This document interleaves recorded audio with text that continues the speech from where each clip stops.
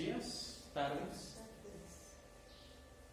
Vamos a iniciar con una oración a nuestro Señor, pidiéndole que nos oriente en esta clase y que Él sea el que determine nuestros conocimientos para ayudarnos a dar también un mejor servicio.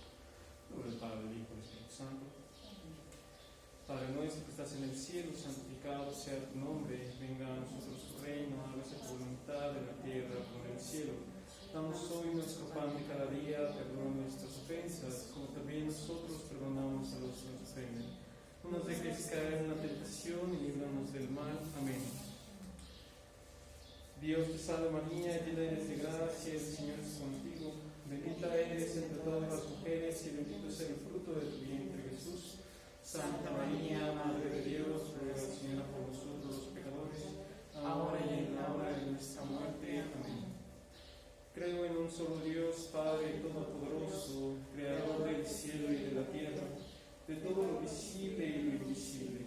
Creo en un solo Señor Jesucristo, Hijo único de Dios, nacido del Padre antes de todos los siglos, Dios de Dios, luz de luz, Dios verdadero de Dios verdadero, engendrado, no creado, en la misma naturaleza del Padre, por quien todo fue hecho, que por nosotros los hombres y por nuestra salvación bajó del cielo, y por obra del Espíritu Santo se encarnó de María la Virgen y se hizo hombre, y por nuestra causa fue crucificado en tiempos de Poncio Pilato, padeció y fue sepultado, y resucitó al tercer día según las Escrituras y subió al cielo, y está sentado a la derecha del Padre, y de nuevo vendrá con gloria para juzgar a vivos y muertos, y su reino no tendrá fin. Creo en Espíritu Santo, Señor y Dador de vida, que procede del Padre y del Hijo, que con el Padre y el Hijo reciben la misma adoración y gloria, y que habló por los profetas. Creo en la Iglesia, que es una, santa, católica y apostólica. Confieso que hay un solo bautismo para el perdón de los pecados. Espero la resurrección de los muertos y la vida del mundo futuro. Amén. Nos podemos sentar. En la clase introductoria yo les decía que una de las cosas con las que batallábamos constantemente nosotros como catequistas era enseñarle algunas oraciones pues a los niños, ¿no? Yo les dije que en la experiencia que yo tuve pude enseñar que mis entonces 12 niños pudieran aprenderse el credo completo. ¿Cómo le hice? Así. Todos los días antes de empezar la clase decíamos el credo, porque por más de que yo les pusiera y les dejara tarea y así, no se lo iban a aprender. No se lo iban a aprender. No se lo aprendieron después. Yo no me lo aprendí cuando mi catequista me lo dijo. ¿Cómo se aprende uno? ¿Cómo se aprende andando en bicicleta? Andando en bicicleta. Esta es la forma en como yo les puedo dar la recomendación para que nosotros podamos enseñar. Y así cualquier cosa. Los 10 mandamientos, los dones del Espíritu Santo, la misma oración que yo les enseñé, que era la única que les pedía memorizar, que era la fe para la Iglesia Católica, que de hecho la vamos a hacer en este momento. Fe es una adhesión personal, repitan conmigo, del hombre entero a Dios que se revela. Comprende una adhesión de la inteligencia y de la voluntad a la revelación que Dios ha hecho de sí mismo mediante sus obras y sus palabras. Y justamente es importante, hoy veremos mucho acerca de esta definición de fe que nos va a ayudar también a lo largo de estos temas que hemos preparado para el tema 6. Vamos a ver en los temas 4 y 6 ya para terminar con nuestra unidad 3.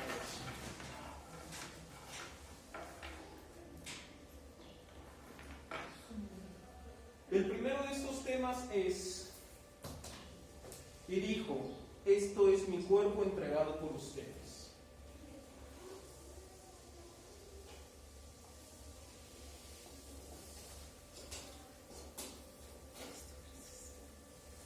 Los primeros dos temas, el 4 y el 5, no son nada que no hayamos meditado o hayamos pensado, Entonces yo voy a esperar a que nosotros terminemos mejor con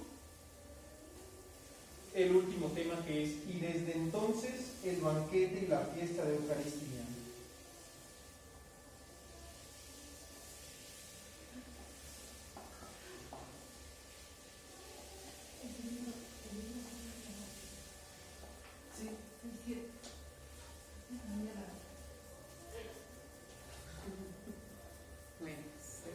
Si gusta puede quedarse incluso, de todos modos va a aprender algo. No es como si los temas de aquí que aquí vemos no vayan a ser relacionados con algo. Pero sí le pido que asista mañana también para la clase de su libro. Nos va a importar mucho ese tema de ya, por eso vamos a tenerlo en cuenta a partir de ahora. Estos dos primeros temas son muy sencillos de acotar, por lo cual...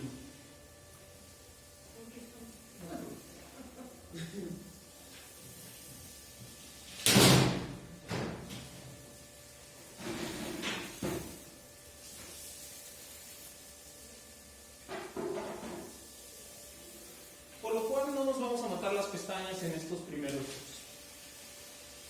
Aún así vamos a repasarlos como es debido. Primero que nada, es cuando dice Jesús, esto es mi cuerpo, ¿cuándo lo dice? En la última cena. Ajá, en el Jueves Santo. Además de la última cena que celebramos el Jueves Santo. El sacramento de la Eucaristía. O sea, sí es lo mismo. Pero ¿qué más? ¿Qué más pasó ahí? El sacramento del orden sacerdotal. Buena respuesta, sí, pero no era la que yo buscaba. ¿Qué más? ¿Qué hace después Jesús de la cena? ¿Se va a orar? Antes. Que lo practicamos en la misa.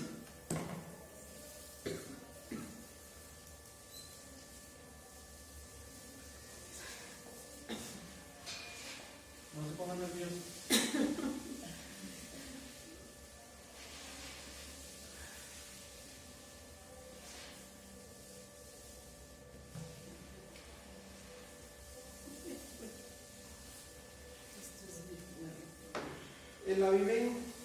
El lavatorio de los pies, ¿no?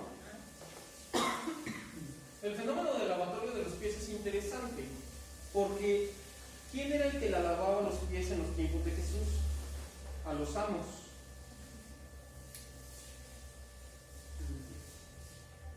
Los esclavos. Y no cualquier esclavo, el más bajo de los esclavos, el que ya no valía nada, el anciano, el niño. Entonces, por eso en el mismo pregón pascual dice que mandó al hijo para redimir al esclavo, ¿no? Esta es una figura muy vivencial de lo que pasa en el Jueves Santo, el lavatorio de pies. Y hablando de vivencia, nosotros vamos a ver la Eucaristía como fuente de vida.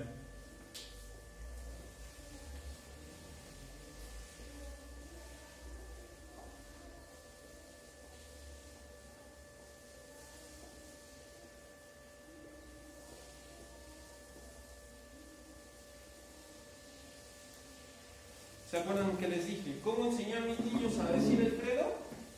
Rezando el credo todos los días que tuviéramos catecismo, aunque ellos no se lo supieran, que por lo menos aprendieran a seguirlo, y eventualmente si iban a misa, se lo iban a aprender. Yo no lo aprendí de mis catequistas.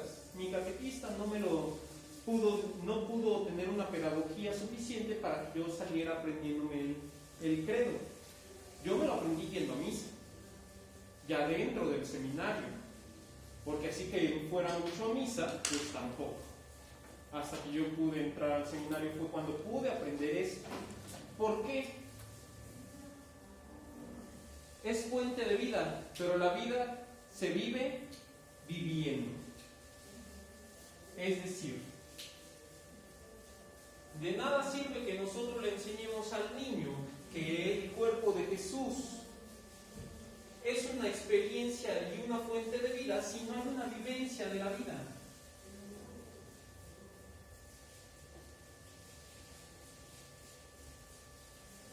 El niño va a hacer su comunión, pero no está en el catecismo porque quiera, no es el común denominador, está ahí porque sus papás lo dicen, y a veces el papá por sí mismo no quisiera que estuviera en el catecismo, es más, le da igual.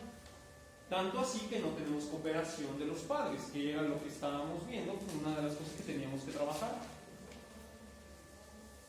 Entonces, ¿cómo va a tener una fuente de vida, una fuente de fe? ¿Se acuerdan qué era fe? ¿Qué dijimos que era fe? Adhesión personal del hombre entero a Dios que se revela. Vamos a dejar la definición aquí para que nos quede claro.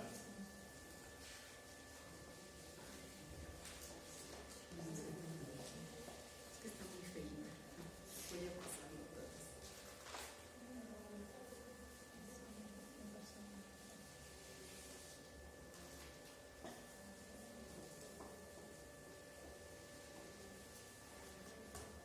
Nos vamos a quedar con esta primera parte de la definición. Entonces, así como le vamos a enseñar el credo a nuestros niños, ¿cómo le vamos a enseñar a tener una vivencia de fe? Viviendo la fe. Pero ¿cómo vamos a enseñarles si no tienen una retroalimentación en sus casas? Porque no la viven en sus casas. Y ya dijimos, una espiritualidad, con las clases, en la primera clase de espiritualidad que tuvimos, ya vamos a subir la siguiente en esta semana, para el domingo, para este domingo ya está arriba. Una espiritualidad que se vive solamente dentro del templo es una espiritual que no sirve, que ya no sirve. Hubiera servido en otros tiempos, en los tiempos de Jesús, si fueras judío, o si fueras sirio-fenicio, porque la vivirías en el monte o en el templo. Pero aquí, como cristiano, tienes que vivirla toda la vida, o no tiene validez la fe cristiana. La fe cristiana se vive en todo momento. Por eso yo les invito que no solamente tengan clases con los niños, sino también con los papás. ¿Saben qué, papás? Vamos a tener clase para padres y niños, todos juntos, tal día. Y así como nosotros también estamos aprendiendo aquí en estas clases a tener una vivencia espiritual de fe, pues también ellos tendrán que aprender. Y esa es su tarea. Regresando al tema, la vivencia de la fe es una vivencia de la vida. La Eucaristía como tal y el hecho de que el cuerpo de Cristo se nos haya presentado de una forma sacramental para que nosotros pudiéramos vivirla de nuevo todos los días, cada vez que vamos a misa, es precisamente para darnos una vivencia de vida, una vivencia de la fe. Entonces la Eucaristía es fuente de la fe.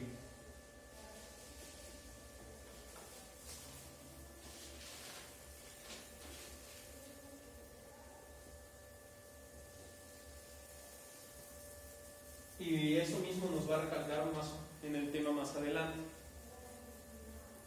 ¿Qué es entonces que sea una vivencia de fe?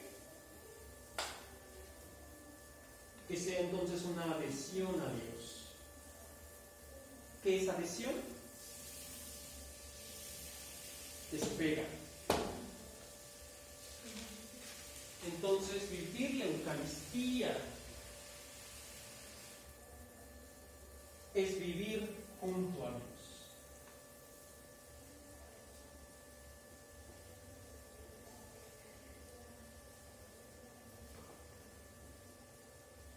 Por lo tanto, para tener una buena Eucaristía en el domingo, nosotros también tendremos que venir preparados en nuestro corazón en esta vivencia hacia Dios. ¿No? Sí, porque, bueno, pues sí se escucha bien, pero como comentaba, ¿no? Sí es complicado. Porque, bueno, ahorita que estamos en pandemia, hay papás que sí están al pendiente. Yo creo que de ese lado lado sí nos ha ayudado un poco. Bueno, como yo trabajo, como les doy las clases de manera virtual, ¿Sí? siento que en ese aspecto sí nos ha ayudado porque los papás están ahí, están escuchando, la familia está escuchando. Y cuando estamos aquí de manera presencial, como que dicen, pues ahí vete al catecismo o vete a misa, ¿no? Claro, no todos. Pero bueno, yo ahorita le iba a decir, no sé cómo a enseñarles a vivir esa vida de fe. Como lo que comentó ahorita, ¿no? Que venir preparados desde el corazón, ¿o cómo comentaste eso? Sí, ¿no? O sea, porque pues ahora sí que la mayoría pues vienen o venimos a misa. ¿Qué dijimos que era de Sion? Que se te queda, se te pega, se adhiere a ti, o sea, ya forma parte de ti. Cuando nosotros hacemos un amigo, pensemos en nuestros amigos más cercanos. ¿Cuál ha sido la diferencia en ellos y otros amigos? Pero Más cercanos. ¿cómo nos volvemos más cercanos a ellos?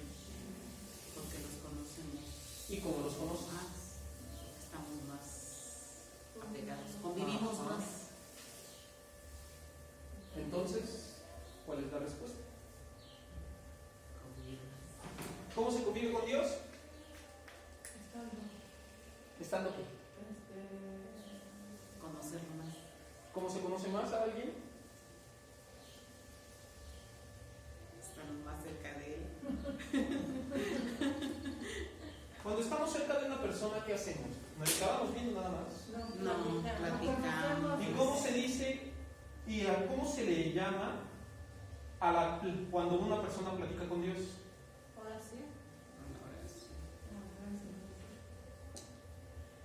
No descubrimos el libro negro.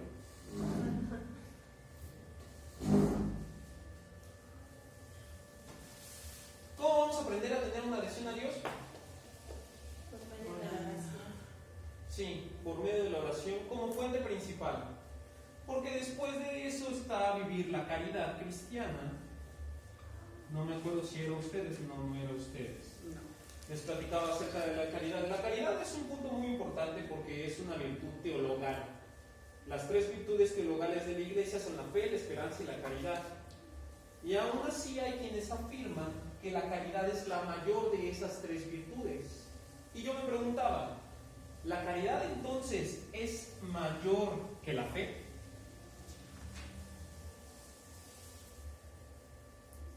¿Por qué?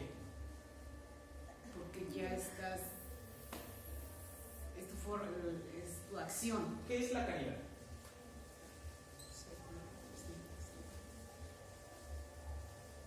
¿No la fe es la que con un granito de mostaza movemos montañas? Y por eso, ¿Qué no la fe del pueblo de Israel lo llevó a su salvación que culminó en el Jesús mismo? ¿Por qué la caridad sería mayor? Según estos autores. Porque es el amor más grande. ¿Fueron ustedes? Sí, fue con el grupo. La caridad es es el amor a Dios sobre todas las cosas. Amor de Dios De Dios. sobre todas las Ajá, cosas. sobre todas las cosas.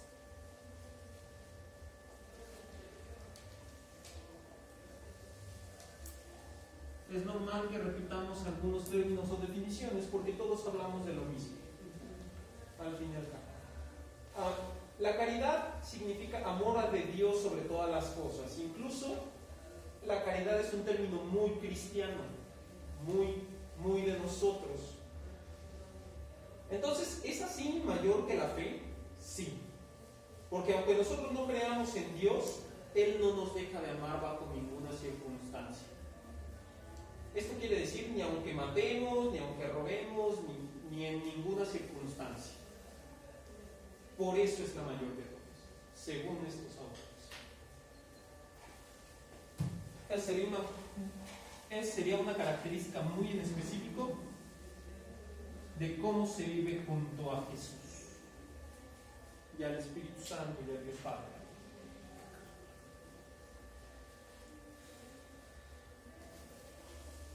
¿Cómo los niños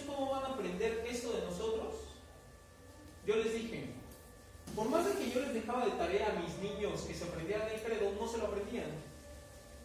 De hecho, la experiencia con mis niños, que eran jóvenes, que eran mis compañeros en la preparatoria, por eso fue una experiencia más fuerte, porque me tenía que ganar su respeto, no por ser mayor, ni por ser el catequista, porque convivían conmigo todos los días.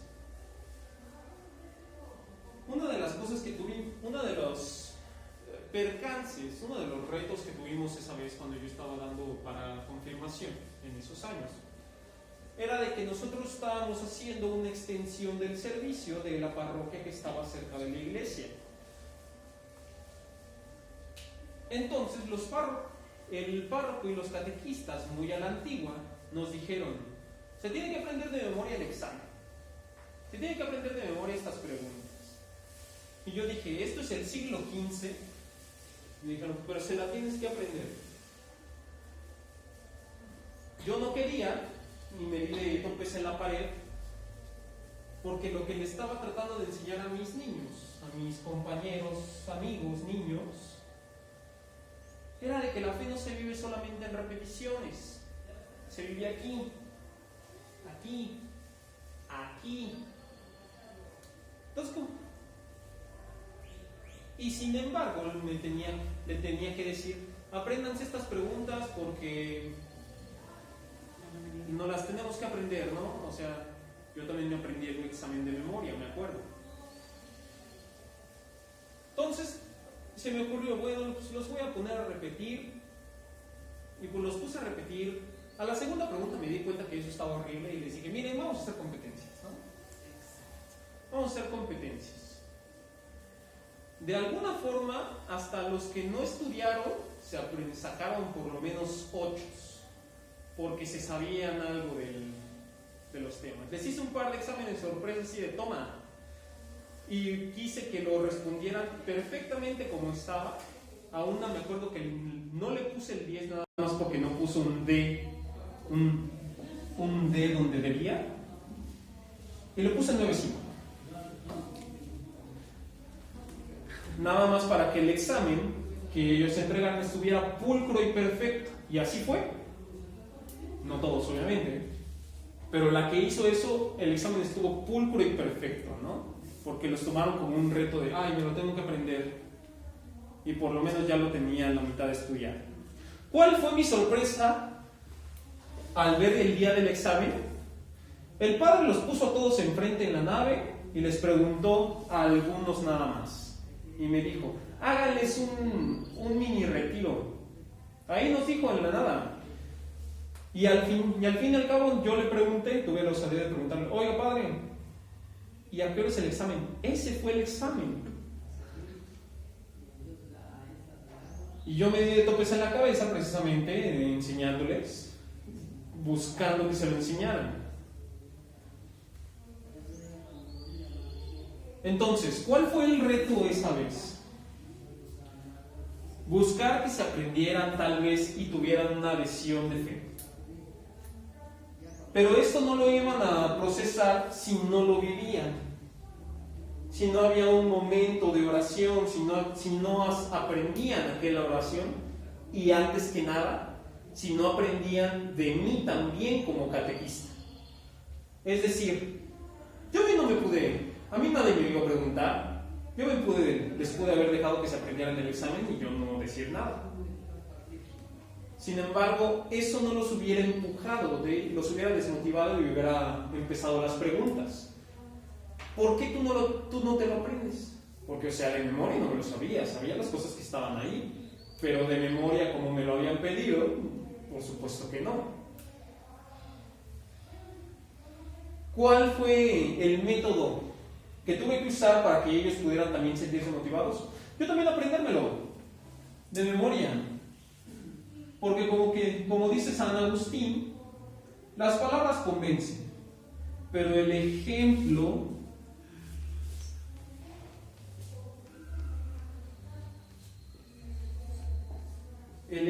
arrastra. ¿Cómo mis niños van a tener una vida de oración, una vida de caridad y una vida en la que busquen constantemente la comunión en la Eucaristía si yo no tengo el ejemplo para darles.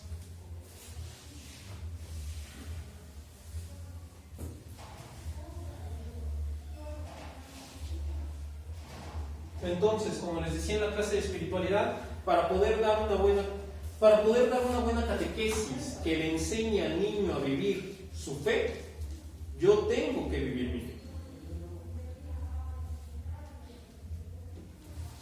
Entonces, esta vivencia de fe no solamente ha sido de nosotros ahora. La Iglesia misma tiene una tradición de oración milenaria, porque ya llevamos 1000 años en esto, más de 2000 años en esto. La tradición de la oración. Señor seminarista, ¿cómo sabe que las primeras comunidades cristianas no oraban? ¿Qué dice Filipenses?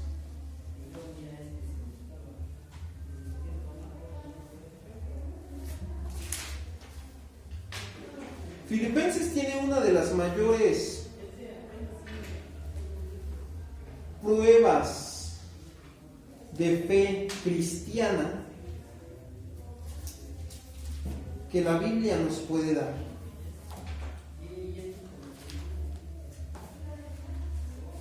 Si traen su Biblia, abran Filipenses 2, del 6 al 11.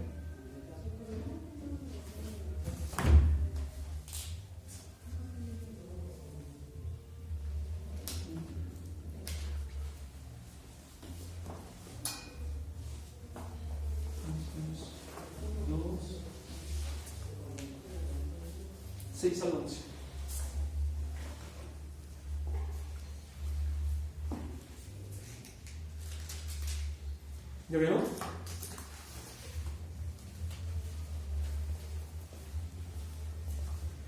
Léanlo, por favor. Aquí. Hasta acá.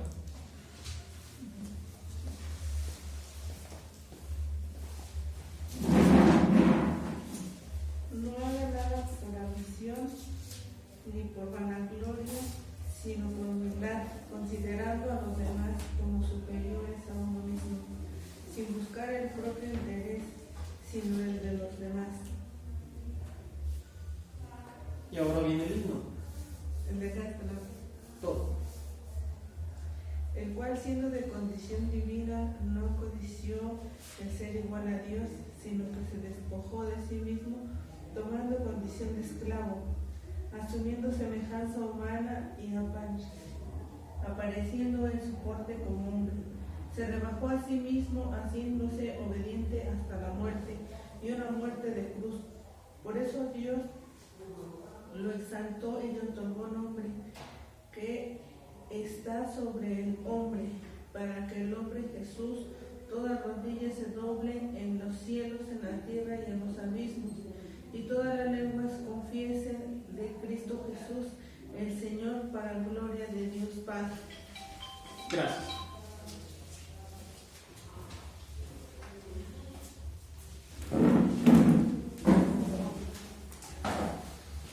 ¿Se dan cuenta que las letras de la escritura al principio están en párrafo y luego están en prosa? Perdón, en verso. O sea, primero están en prosa, que son así cuadradito, el texto, y luego empieza así. ¿Se dan cuenta? ¿Por qué?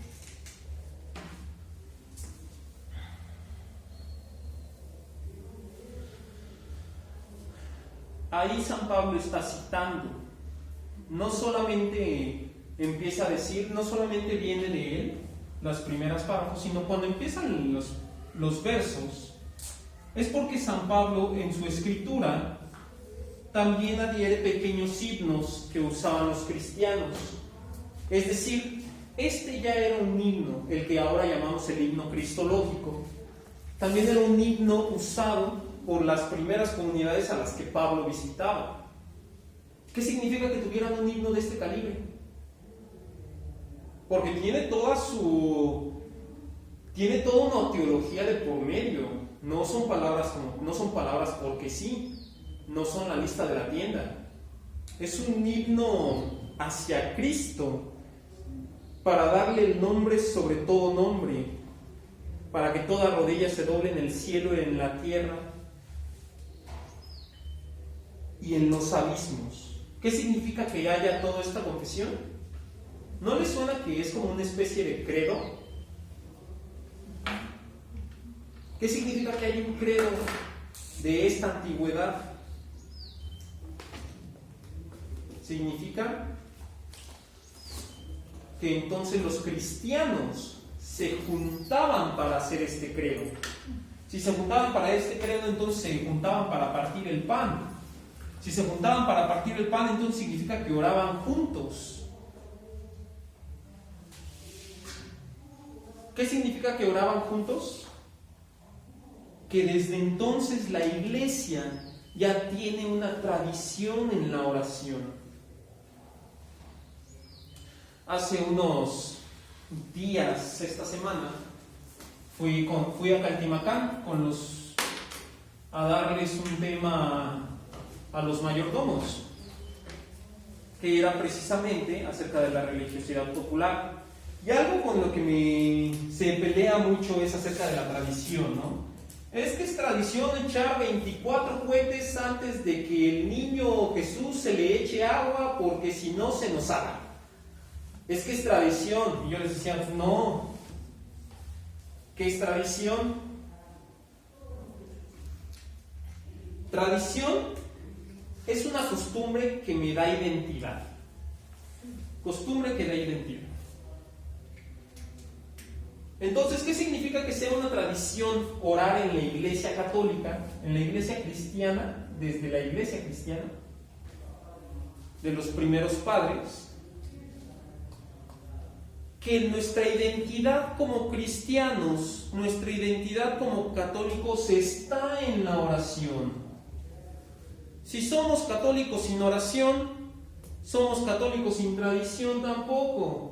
¿Y qué significa que no tengamos tradición? Que no tenemos identidad de cristianos.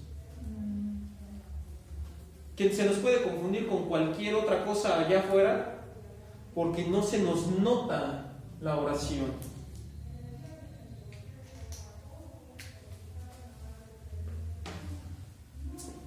Cuando una persona ora, se nota. Habrán conocido en los padrecitos más santos que ha tenido estas y otras comunidades, ¿no? Y los mismos viejitos, ay, ese padrecito era muy santo, nos hacía los rezos muy bonitos, etc. Quiero pensar que era porque vivían los rezos, por lo menos las oraciones que decían. Entonces, ¿qué otra cosa significa que se juntaran a orar? Que era una unión en este sacrificio, en el sacrificio de la Eucaristía. ¿Cómo le decimos a la Eucaristía también? Banquete. ¿Cómo? Banquete. Sí, ¿cómo nosotros le decimos cuando pasamos a tomar la Eucaristía? La hostia consagrada. ¿Cómo se llama el momento en el rito de la Comunión. Es la unión en el único sacrificio, es la unión eucarística.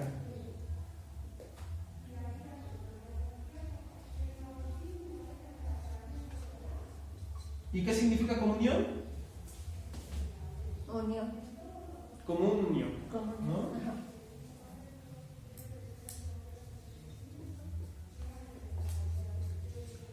En un solo sacrificio, todos, vivos y difuntos, todos somos parte de la misma iglesia cuando partimos el pan.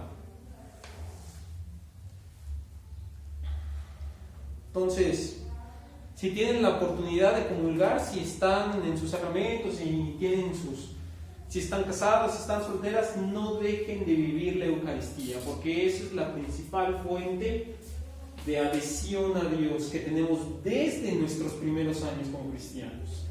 Para que se nos note que somos católicos, se nos tiene que notar en la oración, se nos tiene que notar en la unión.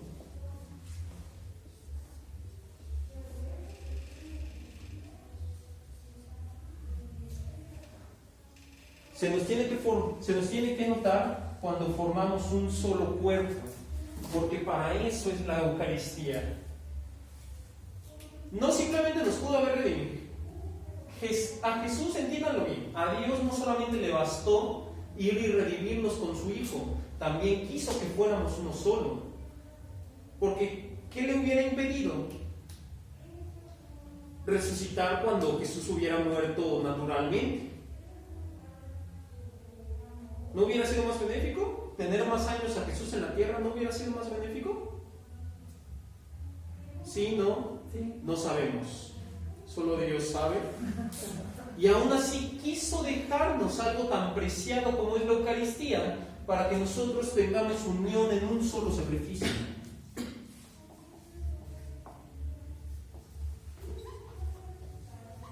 ¿Por qué sacrificio? Vamos al siguiente tema.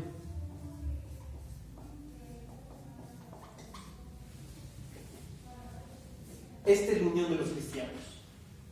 No solo quiso redimirnos con su fe, también quiso que fuéramos uno solo.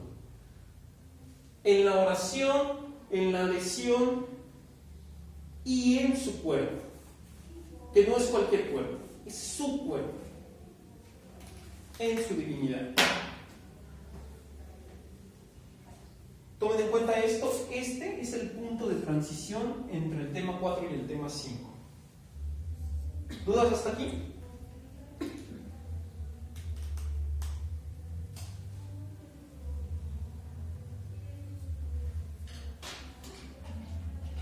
¿Sí? ¿No? No. Sabe.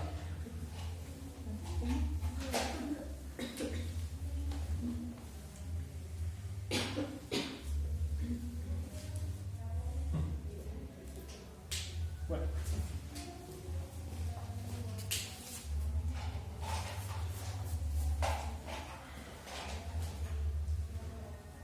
Ahora, el siguiente tema es, y dijo,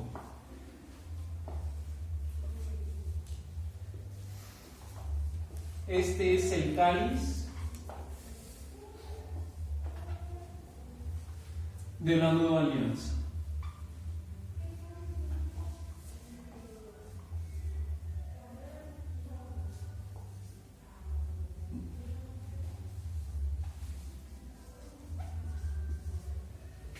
Este es el cáliz de la nueva alianza. Este te correspondería al tema 5. ¿Se acuerdan de la clase introductoria que les dije que era la vieja alianza?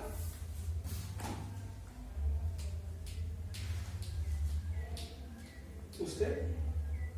¿Cuál es su nombre? Adriana. ¿Te acuerdas cuál era ¿Te acuerdas que en la clase introductoria hablábamos de la nueva alianza y de la vieja alianza? Y que éstas tenían una repercusión directa hacia nosotros. Nosotros anunciamos la nueva alianza. ¿Por qué? ¿Para qué?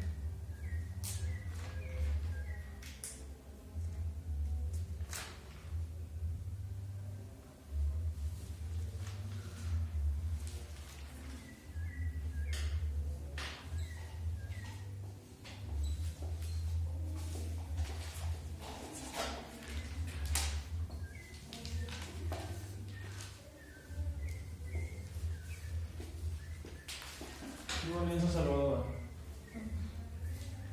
¿Se acuerdan? ¿Se acuerdan? ¿No? ¿Se acuerdan que les decía que yo les explicaba el temor de Dios a mis niños? ¿Cómo ahora en un alejándonos del condenacionismo y precisamente no hablarles de que si no haces esto te vas a condenar, porque no solo es antipedagógico, sino también ni a mi abuelita ya la educaron así, ¿no? Eso se quedó muy en el pasado y qué bueno que se quedó en el pasado. Ahora hablamos de una alianza reconciliadora. Hablamos de un Dios reconciliador y amoroso. Ahora no nos vamos a ir al infierno por no ir a misa. Nos estamos perdiendo de la gracia de Dios, de la gracia de la tradición, de la unión, por no ir a misa.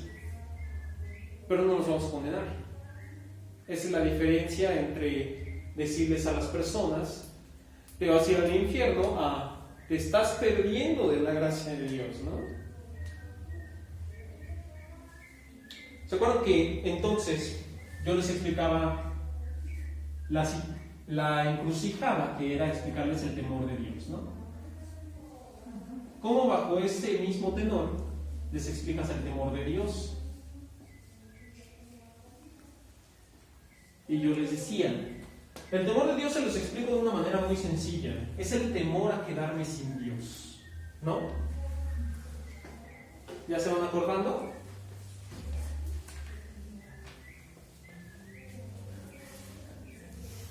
Y entonces, ¿qué nos da la nueva alianza? Es el trato con Dios de que no se va a ir de nuestro lado. ¿Se acuerdan?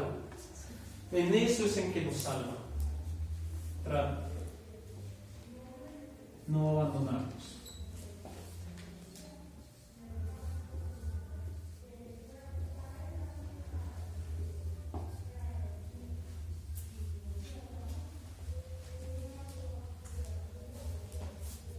Ese es el trato de la nueva alianza. Entonces,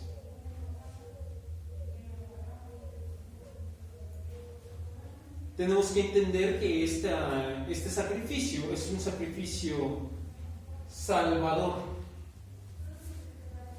Es un sacrificio necesario. Y vemos en Éxodo 24,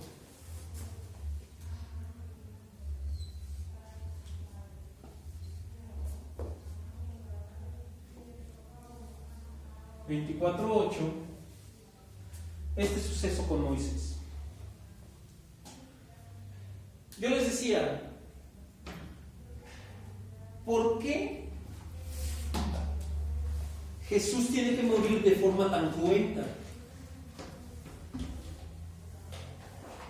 ¿Qué no hubiera sido igual de válido que hubiera muerto por un bicicletazo? ¿Por qué no? Adriana, ¿por qué no? Porque pues él tuvo una muerte que se puede decir que fue, bueno, en aquel tiempo lo que yo he escuchado, me han platicado es que era una muerte cruenta para los bandidos. Y no se le pudo haber dado, Dios en su infinito poder no le pudo haber dado una muerte menos cruenta.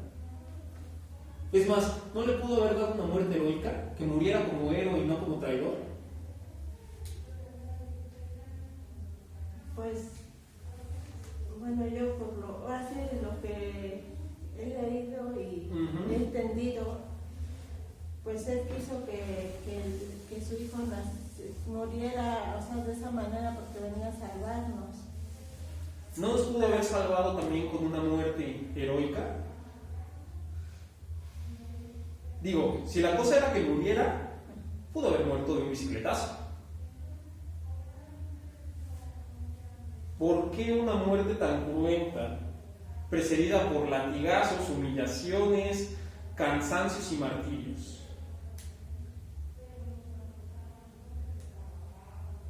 Que decían que era un Dios charlatán.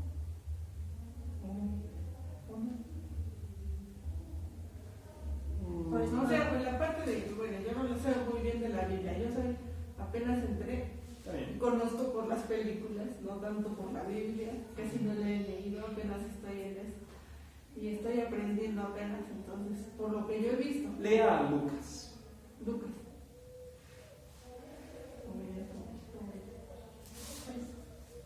Digo, Sí. si Dios quería que muriera en la cruz, pues hay que preguntarnos también por qué, ¿no? Acuérdense, a mayor conocimiento, mayor es la fe. Preguntarnos de nuestra propia fe también es conocer nuestra propia fe. ¿Qué dice Éxodo 24:8?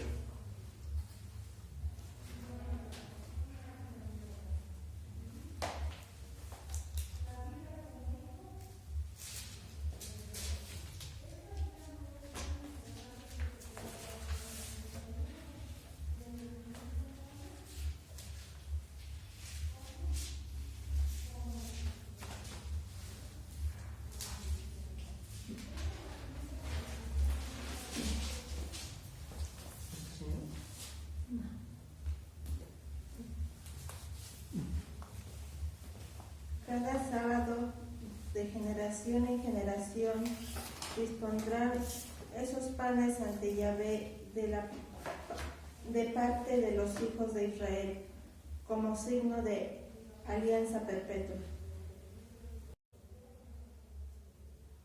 Éxodo 24, 8. Sí.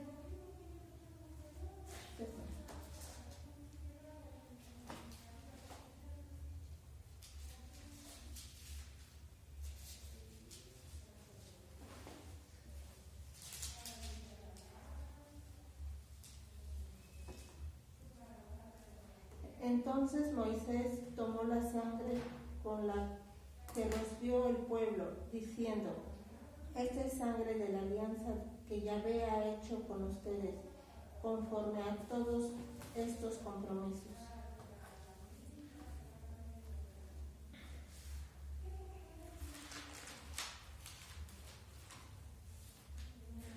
Algo interesante de la historia de la salvación.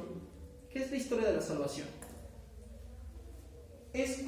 Es el relato de cómo Dios salva a un pueblo.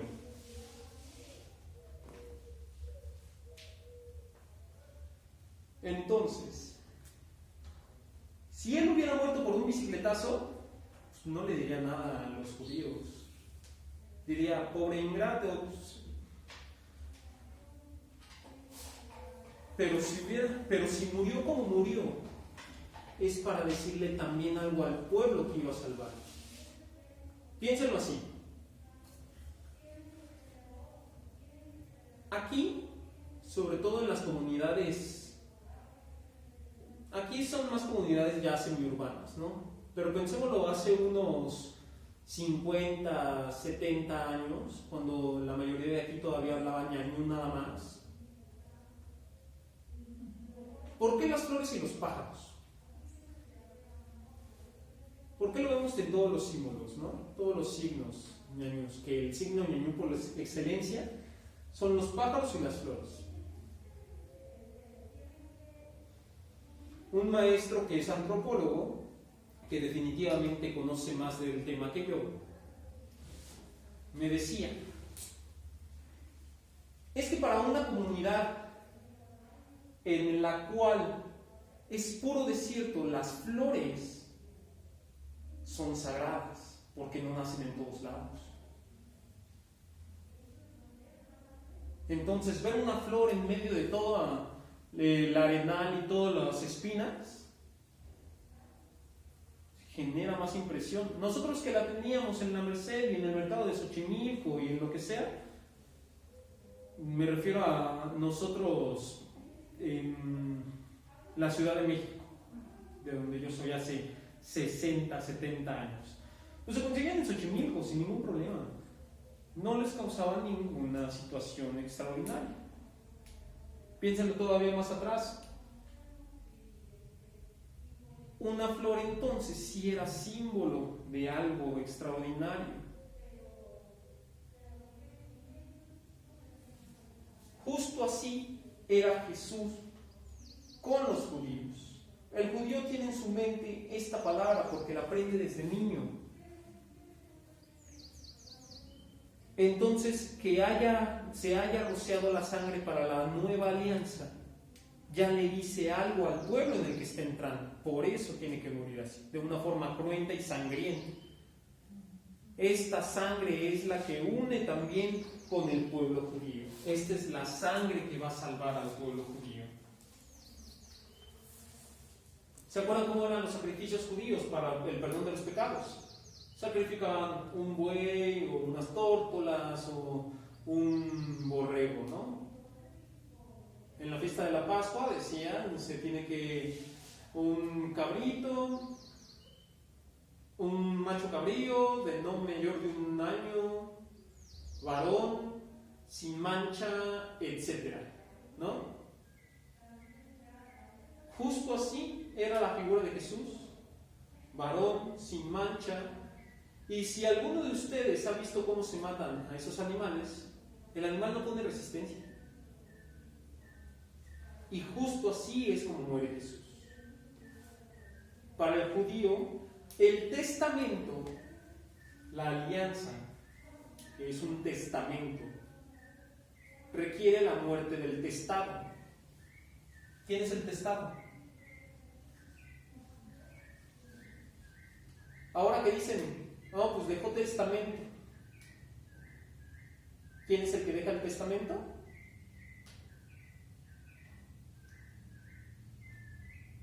El testado, la persona que lo escribe. Y para que ese testamento sea válido, ¿qué se necesita? La muerte de la persona que lo escribió, ¿no? Asimismo aquí, el testamento requiere la muerte del testado.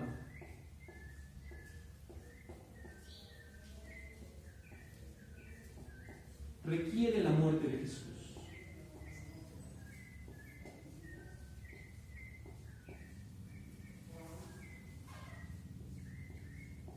Para que sea válido.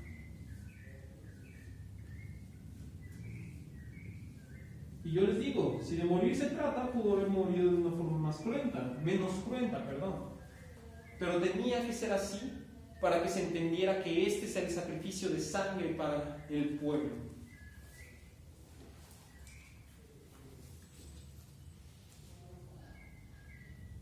¿Se acuerdan que les decía? Dios se hizo presente en la historia de Israel.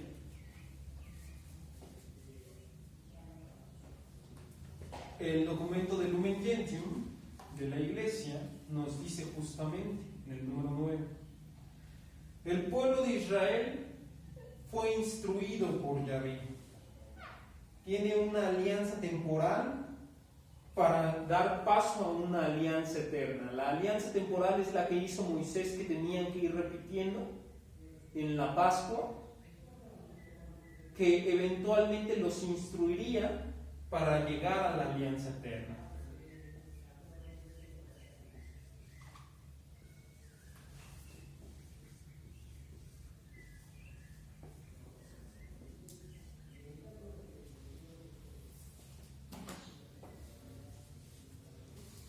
¿Alguna duda hasta aquí?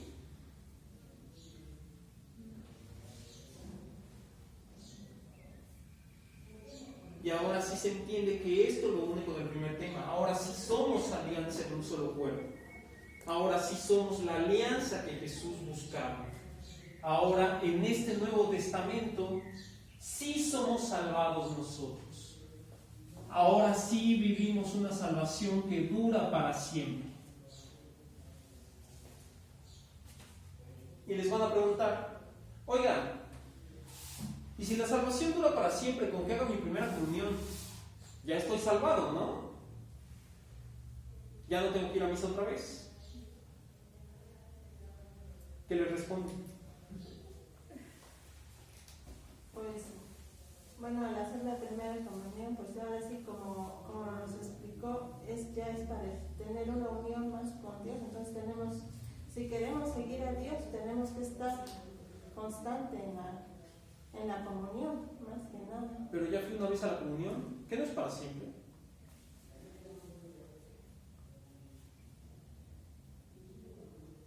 ¿Usted qué dice, doña? ¿Qué les diría? ¿Cuál es su nombre? Marlene. Marlene. ¿Cuál es su respuesta, doña Marlene? Sí, está difícil la pregunta. ¿Verdad? ¿Sí? Sí, porque como ya dijo, tenemos que estar en constante oración para estar cerca de Dios, para tener adhesión a Dios. Uh-huh. Entonces, podríamos ir por ahí y explicarles de esa forma, que no nada más se queda hasta que hice la comunión y fui a conocerlo a conocer la historia de Dios a través de la preparación para la comunión. Tiene que continuar para que nosotros sigamos siendo parte de nuestra iglesia y adheridos a Dios, seguir conociéndolos y estar con Él. ¿Se da cuenta que entonces en la historia de la salvación Dios se ha ido revelando?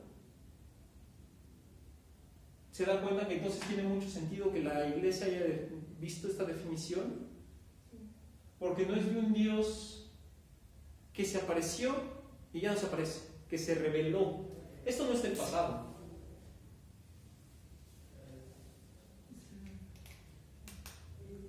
¿Se dan cuenta que el decir que se revela no está en pasado sino en presente? Él se revela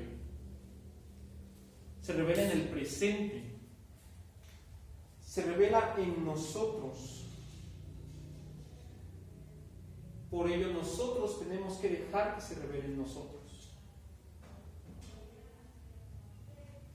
Y la respuesta a la pregunta que les hice se responde muy fácilmente.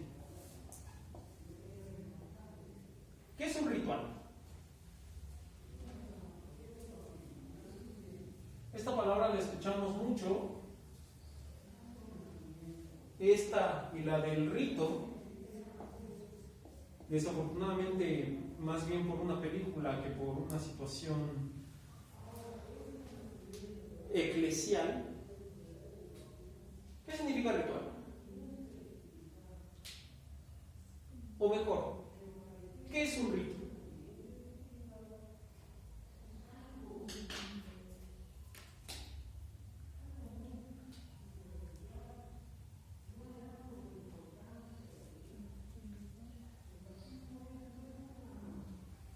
¿Han escuchado el rito de la comunión?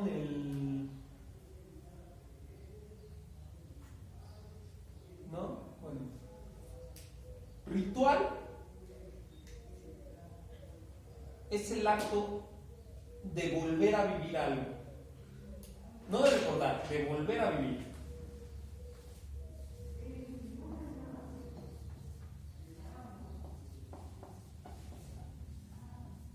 Algo. Oye, entonces cuando recuerdo es un ritual. No. Esto se hace por medio de un rito. Un rito es una ceremonia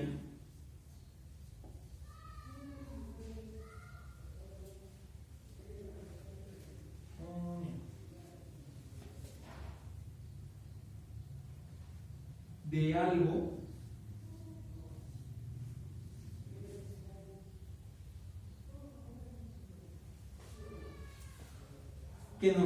que nos recuerda nuestros orígenes.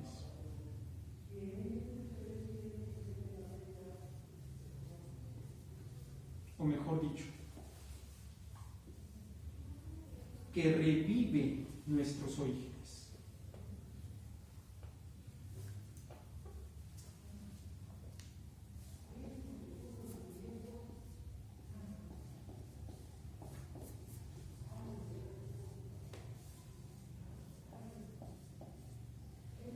Volver a vivir algo por medio de un rito.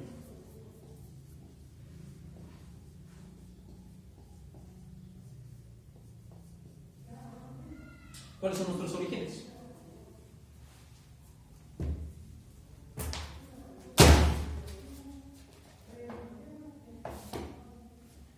¿Se acuerdan que les decía que era tradición? ¿Se acuerdan que les decía por qué la iglesia tiene una tradición de oración? Una tradición de partir el pan, porque así se le llamaba la Eucaristía en las primeras comunidades cristianas. Partir el pan. ¿Se acuerdan del himno cristológico que estábamos viendo, que era prácticamente un credo antes del credo niceo-constantinopolitano, que se creó por la unión del concilio de Nicea y el concilio de Constantinopla en el 318 y en el 380 y algo correspondientemente? La unión de esos dos concilios se creó el credo. Pero estamos hablando de 380 y tantos años después de Cristo. Esto fue en las primeras comunidades. Esto se hizo en los primeros 100 años. Antes de cumplir los primeros 100 años de las comunidades cristianas. Por eso es tan especial el himno cristológico. Es volver a vivir el sacrificio de Dios, volver a vivir esa última cena. Por eso decíamos, Cristo es víctima, sacerdote y altar. El sacerdote no está haciendo la de Cristo, es Cristo mismo en el momento de la misa. Es Cristo mismo quien vuelve a partir el pan para nosotros y convidarnos y darnos de comer. Por eso repite las mismas palabras que Jesús dice en la Biblia, que Jesús dice en la última cena. No estamos recordando nada más, estamos viviendo de nuevo. Entonces, si un niño puberto te pregunta, oye, entonces ya con que vaya una vez a misa, ¿ya me vale por toda la vida? Sí y no. Sí, porque en efecto, sí te vale, ya estás salvado. Dios ya me dio la vida por ti, ya estás salvado. Pero tú no vas a tener una unión completa con Dios, no vas a tener una unión completa con quien no conoces. ¿O qué? ¿Le vas a dar las llaves al que está enfrente pasando la calle? No. ¿Cómo se vive entonces? Hablando de tenemos que vivir nuestra fe. Sí, pero ¿cómo? Eso es algo que pues yo me preguntaba cuando tenía clases de catecismo con mi catequista, ¿no? Doña Lujita. Y entonces eso nos lleva a este último tema, que les dije que era lo importante, que era en donde nos íbamos a quedar más. Y desde entonces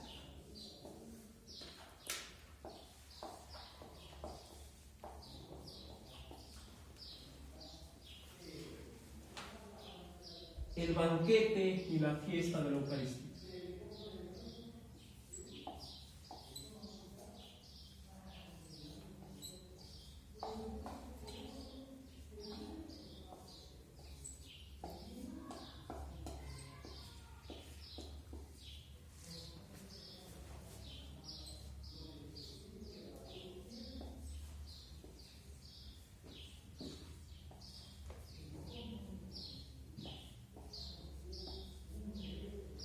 Eucaristía.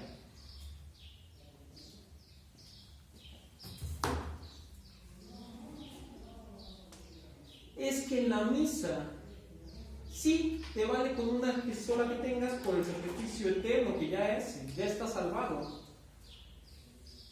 Pero te vas a privar. Yo les dije que ya no vivíamos en el condenacionismo, ¿verdad? Sí, en efecto, ya te salvaste, ya con tu bautismo te salvaste, es más. Ya eres hijo de Dios, ya aceptaste ser hijo de Dios. Sin embargo, te vas a privar de volver a ver y volver a vivir y volver a comer con Cristo desde ese momento. Te vas a perder de la presencia por la cual te estás formando, por la cual toda tu vida fue amada, por la cual se hizo un sacrificio inmenso. ¿Se acuerdan? ¿Se acuerdan lo que decía el predón pascual que les decía en el principio? El hijo del amo da su vida por el esclavo, el más bajo de todos. Te vas a perder de Jesús, dándote, alimentándote de sí mismo. Y por eso, desde entonces, celebramos el banquete y la fiesta de la Eucaristía. Esta es la fiesta de la Eucaristía. Saber que Jesús ya está con nosotros y se da por nosotros. Y no basta con venirnos a salvar, también nos da de comer de su cuerpo. Para que seamos más un solo cuerpo. Para que no estemos desperdigados así como tal. Que nosotros vivamos en uno solo, que vivamos en Él. Y viviendo en Él, ya no hay nada que nos preocupe. Ni la muerte, ni la desnudez, ni la persecución, ni el hambre, como dice San Pablo. En todo esto hemos vencido fácilmente por el Dios que nos redime. ¿Se acuerdan que yo les dije que soy muy fan de San Pablo? Por eso soy fan de San Pablo. La Eucaristía es el centro de la comunidad cristiana.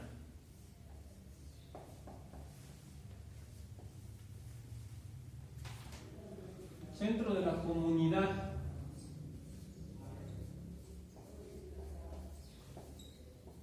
cristiana. cristiana.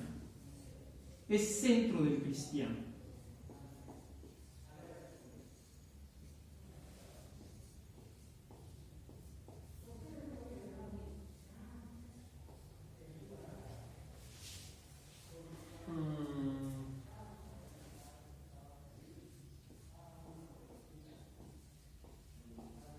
Es el centro del cristiano.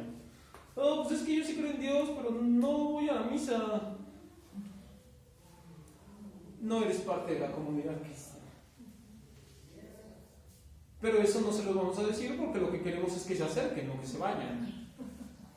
Y si queremos que se vayan, pues díganselo y va a ver cómo no va a regresar.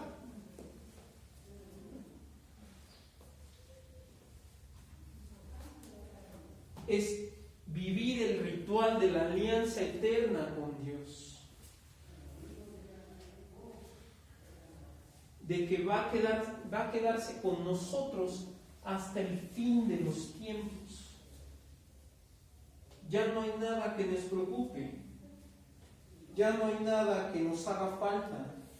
Ya vivimos en la fiesta constante de Jesús resucitado, de Jesús que da su cuerpo por nosotros.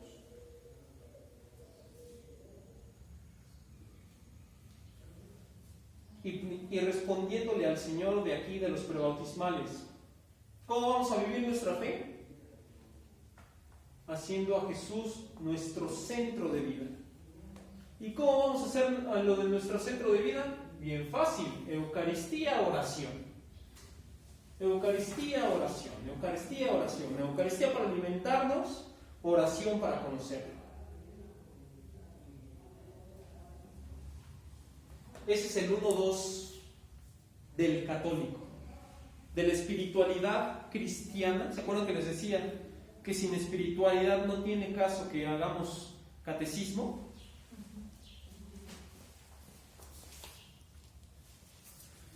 Sin espiritualidad no tiene caso que hagamos catecismo. No tiene nada de caso.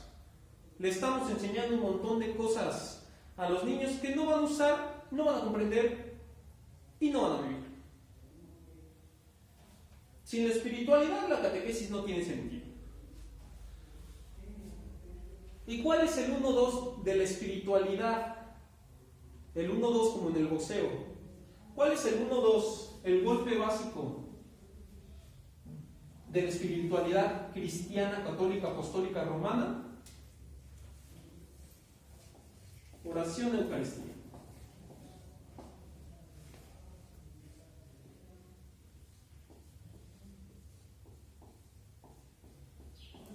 Oración de Eucaristía, oración de Eucaristía. Ese es el 1-2.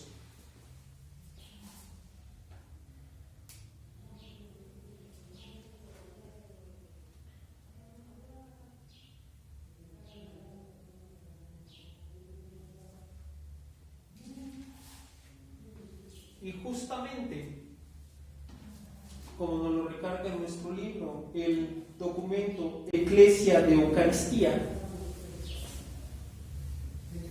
Eclesia de Eucaristía, me parece que lo relató el Papa Juan Pablo II, no recuerdo bien. La Eucaristía, en el número 1, de hecho es lo primero que toca, en el número 1, la Eucaristía es fuente y cima de toda vida cristiana.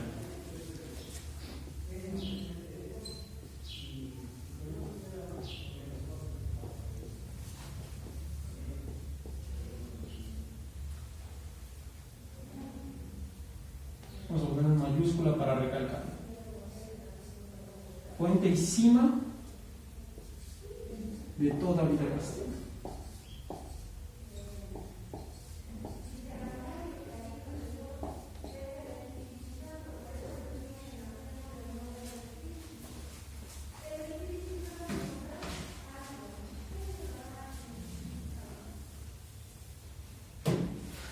Esto es muy profundo por sí solo. Es el culmen y el motor al mismo tiempo de la vida como cristianos, de la vida como católicos. ¿Se acuerdan que les dije? No, pues yo sí soy católico. Pues no se nota. justamente es por esto. No queremos vivir nuestra Eucaristía, hablando de ya adultos, y no vivimos en oración. Justamente este mismo documento nos dice que hay lugares propicios para la oración. La oración se puede hacer en todos lados. Pero no es lo mismo hacer la oración haciendo las compras en el mercado que venir aquí a hacer la oración dentro de la capilla que está hecha para hacer oración. Oración, puedo estar haciendo oración constantemente, y sí. Yo en mi experiencia sí. Antes de ir a dormir, ya cuando estoy acostado y cerrando los ojos, hago una oración, sí. Cuando me levanto y antes de lavarme los dientes o lo que sea, sí. Cuando iba a trabajar o iba con mis niños, yo daba gracias a Dios y le decía, pues gracias porque me deja levantarme, permítame todo esto, sí. Pero mi oración profunda fue cuando estaba en la capilla. De hecho, yo también busco la capilla para hacer ese tipo de oración.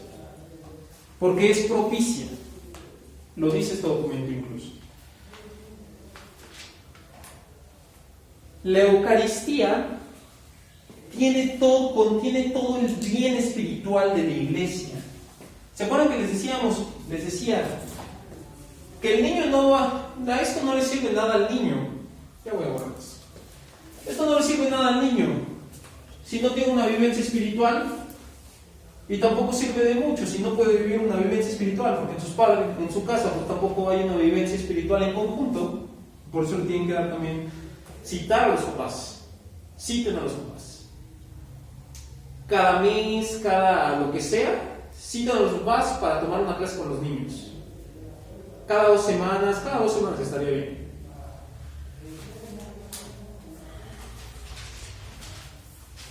Y ojo, queremos que los niños tengan su primera comunión. ¿Por qué? Creo que la respuesta en este documento, en la Iglesia de Eucaristía, la Iglesia de la Eucaristía, es que la Eucaristía en sí misma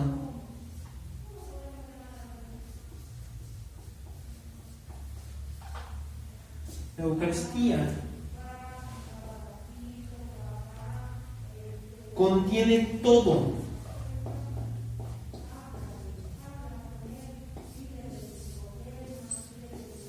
Todo el bien espiritual de la iglesia.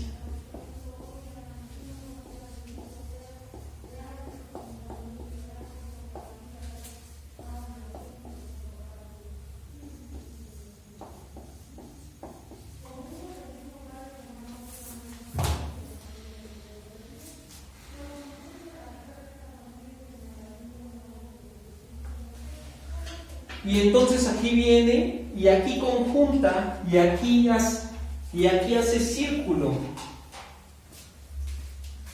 La Eucaristía contiene todo el bien espiritual de la iglesia. Porque en la iglesia, dentro de la iglesia, Cristo ya dio su sangre, ya dio su alianza, ya dio su cuerpo. Ya quiso redimirnos y quiso que estuviéramos con bien y nos lo ha encargado a nosotros por medio de sus apóstoles. Entonces el círculo ya está completo. Ya todo nos llama y toda la iglesia llama a que vivamos en este círculo que solamente se completa por Cristo y en Cristo. Así es como vamos a agrandar nuestra fe, así vamos a vivir nuestra fe. Y si se dan cuenta, nosotros aquí nada más estamos viendo, porque todo el bien espiritual ya lo dio Cristo. Nosotros nada más aquí somos partícipes y estamos viendo tranquilamente cómo todo se va llevando a cabo enfrente de nuestros ojos. Ninguna de estas cosas que hemos visto el día de hoy son gracias a nosotros. Todo en cambio fue por nosotros. Eso es tener la espiritualidad de la Iglesia Católica. Así se vive la espiritualidad cristiana, católica, romana, apostólica. ¿Dudas, preguntas?